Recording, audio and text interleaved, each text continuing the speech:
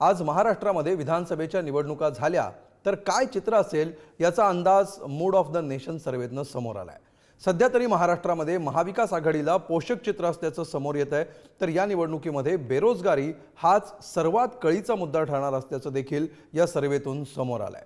राज्यामध्ये कोणाला किती जागा मिळू शकतात, सरकारच्या कामगिरीवर लोक समाधानी आहेत का, यासारख्या प्रश्नांचा वेध घेणारा हा स्पेशल रिपोर्ट।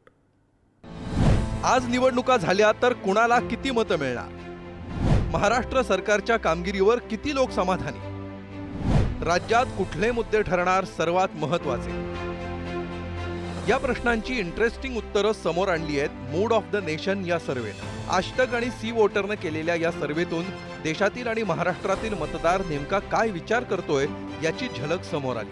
मुख्यमंत्री एकनाथ शिंदे यांच्या कामगिरीबाबत मतदारांना प्रश्न विचारण्यात आला।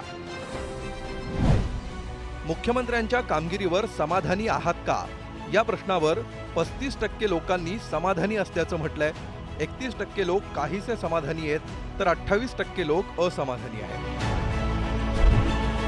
राज्य सरकारच्या कामगिरीबाबतही लोकांनी अशाच संमिश्र प्रतिक्रिया नोंदवल्या। राज्य सरकारच्या कामगिरीवर समाधानी आहात का, या प्रश्नावर 25% लोकांनी समाधानी असल्याचं म्हटलंय। 34% लोक काहीसे समाधानी आहेत, तर 34% लोक असमाधानी आहेत। महाराष्ट्रात आज निवडणुका झाल्या तर बेरोजगारी हाच सर्वात मोठा प्रश्न असणार, ही बाब या सर्वेतून समोर आली आहे। निवडणुकीतला सर्वात मोठा मुद्दा कुठला, असा प्रश्न विचारला त्यावेळी 32% लोकांना वाटतं की बेरोजगारी हा सर्वात मोठा मुद्दा आहे। 15% लोकांना वाटतं महागाई, 15% लोकांना वाटतं विकास, तर 13% लोकांना शेतकऱ्यांचे प्रश्न हा महत्त्वाचा मुद्दा असल्याचं वाटतं। सर्वात कळीचा प्रश्न म्हणजे महाराष्ट्रात आज निवडणुका झाल्या तर कुणाला किती जागा मिळणार। आज निवडणुका झाल्या तर मवियाला 150 ते 160 जागा, तर महायुतीला 120 ते 130 जागा मिळतील, असा अंदाज या सर्वेतून वर्तवण्यात आलाय। अनेक कंपन्या आहेत, गल्लोगल्ली आता कंपन्या झालेल्या आहेत, त्या सगळ्या सर्वे करत असतात, आपापले निकाल देत असतात।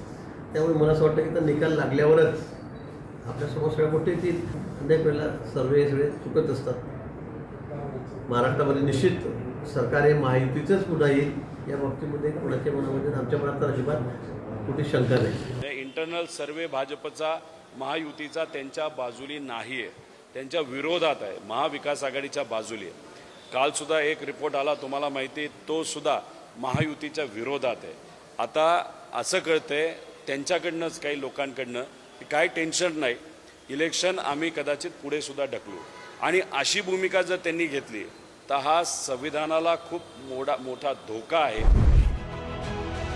या सर्वेनुसार महाराष्ट्रात सध्या तरी महाविकास आघाडीसाठी पोषक वातावरण असल्याचं चित्र आहे। निवडणुका तोंडावर असल्या तरी अद्याप त्यासाठी काही महिने बाकी आहेत। हा ट्रेंड टिकवून ठेवण्यासाठी मविया काय करणार आणि तो बदलण्यासाठी महायुतीकडून काय रणनीती आखली जाणार, हे पाहणं आता महत्त्वाचं असणार आहे। ब्युरो रिपोर्ट, पुढारी।